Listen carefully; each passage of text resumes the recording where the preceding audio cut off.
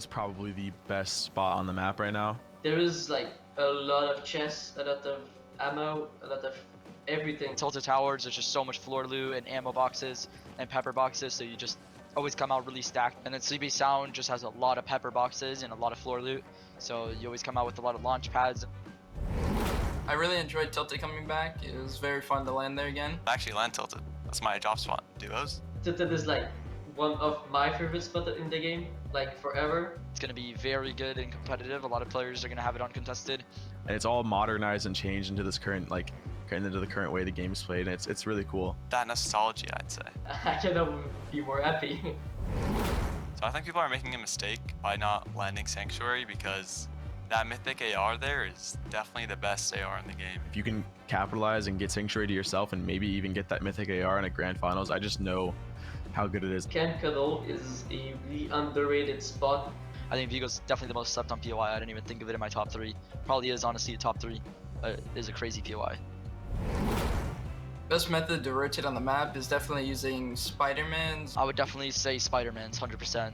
It can get you across the map in probably a couple minutes. Nothing can do that right now. The map awareness is definitely like really important, because like if you don't know where you are or where you're going or like where it could pull, like you're gonna just be in a pretty bad situation for like the next zone pull. So you really got to be aware and understand the map. A good map habit would be always to mark where the zone goes and what side you want to be on. Oh, you need to always 100% be aware of where the zone is. Marking it is a huge thing, and I think that like that alone has saved me so many times, because I can just see where the zones is and I'm not guessing. Because if a zone pulls far and you're in a really bad spot, it could end your game. Yeah, I would say the best tip to find a drop spot for your playstyle is really find where your strengths are in fighting. Look for something that's not too heavily contested. It's kind of difficult in this current meta. If you're really a team that needs to play for Surge and really passive, I think you go for a center map, so a center spot, so that you can loot quick, get some Surge, and then rotate and don't need to fight anybody. And then if you want to like fight and you're really gonna fight and you want a crap ton of kills, then I'd probably just land like a 3C, Tilted, Chonkers, Daily.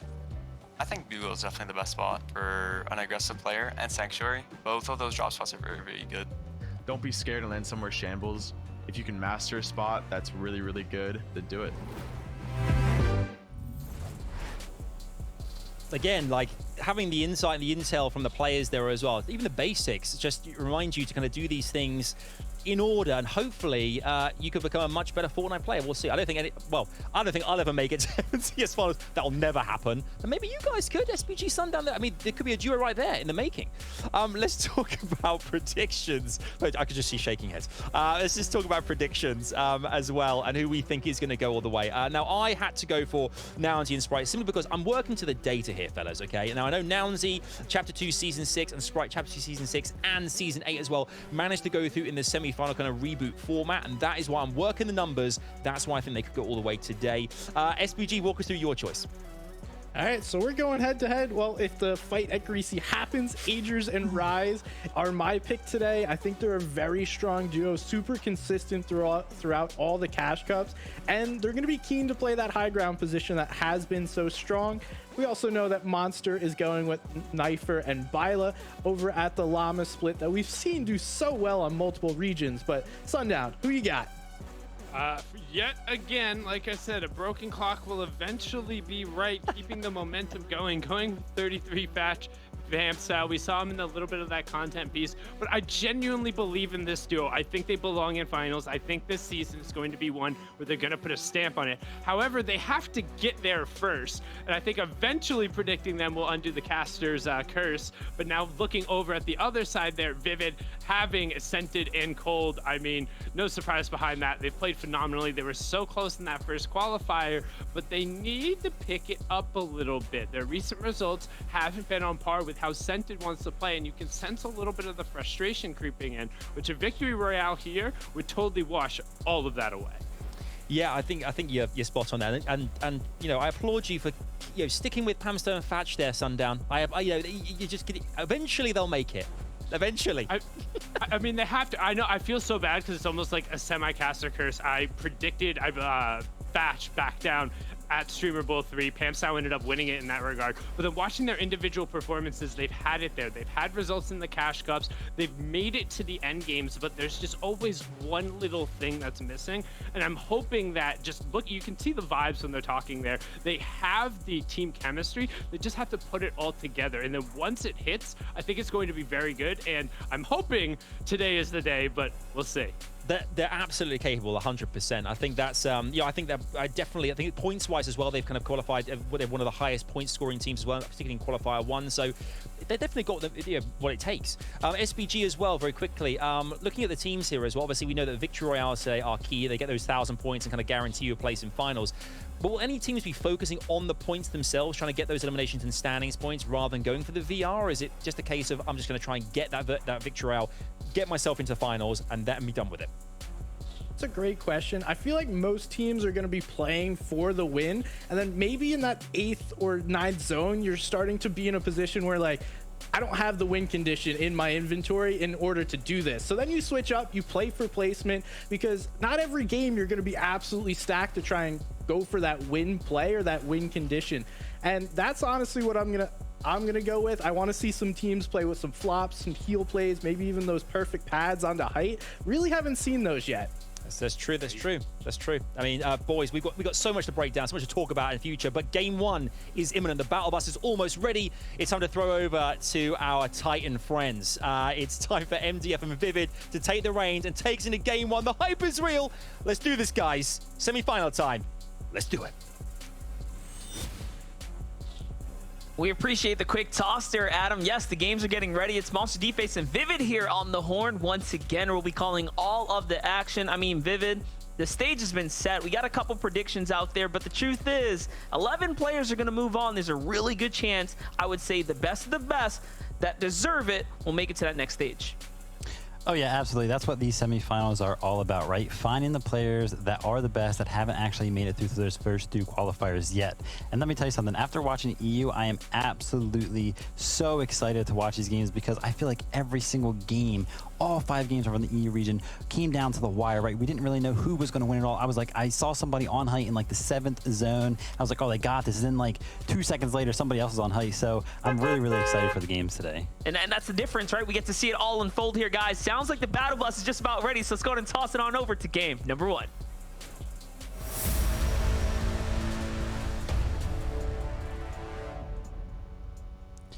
All right, and we are off. Game number 1. It all comes down to the semifinals. Will you secure yourselves a spot in the grand finals of this first duo FNCS of the year? And as we can see, we are going back to the NiKo Polarized versus Donnie and Macwood at the Daily Bugle. Now, last weekend we saw this happen over both of the qualifiers. And let me tell you something. I feel like Polarized and NiKo basically swept the floor with Macwood and Donnie. They absolutely did. The one thing that was different though, but the last time was that Macwood and Donnie were aiming at that main building. So we'll see the differing of the draw stop. But hopping on over here, 20 and Reciprocal already kicking things off with a nice little knock right there. These knocks still matter, guys. I know we want to root for folks to pull that Victory Royale, but being consistent, getting these big points, this is huge, and it's going to play into consistency. The story of consistency is so important this weekend here today. So look at that, quick 6 points. That's going to be a swing in for them. And now on over to Zen, Bacon, and Nerfface. We've seen fights here before, but it looks like this is one of those earlier engagements that all teams might just be in shambles. Just look at the HP pool. Doesn't look too good for anyone here. Yeah, and that's the name of the game here in these early game fights. You know, we're coming into this, right, and you don't really know who you're going to be matched up with yet. So this game 1 could be kind of a testing ground for a lot of these players. They could be expecting it to be uncontested, and, you know, being contested could be a little bit of a surprise, so making some adjustments. But, you know, it's nothing that they can't handle. They are going to get used to it very, very fast because they have to. You absolutely do. Right now, it's a bit of a standoff here. Shotgun shots going down below. Nerfface is going to have to look for a new angle. That's a floor take from the opponents down low, so they're definitely on guard. No one's got the advantage here, although they had a little bit of high ground, so they're going to go and decide to back on off. Not worth throwing this first game out of the window. Little did they know there is a team nearby as well. Those shots there making it a little too close for comfort. And think about it, right? 5 games, a lot shorter, a lot less opportunity than the usual 6-game weekend. So, you know, if there's an opportunity that presents itself or there's time to kind of extend your tournament play, you probably want to take that, right? Be a little bit more passive and try to make the best of your Fortnite game. Yeah, and as we see here, Avery and Muzz looking like they're uncontested at Shifty Safs, but if we pay attention to the math, there are a couple players lurking around the outer rim of this POI. We know that Avery and Muzz are two really well-rounded players. Muzz coming over from the OCE region, performing very, very well on what a lot would consider a harder region in the NA East caps here. But Muzz and Avery just going to be farming up. You know, they've done this route probably 1,000 times since the season started, and if we look at the outer rim of this POI again, it doesn't look like they are too interested in coming in, invading Muzz and Avery's space here.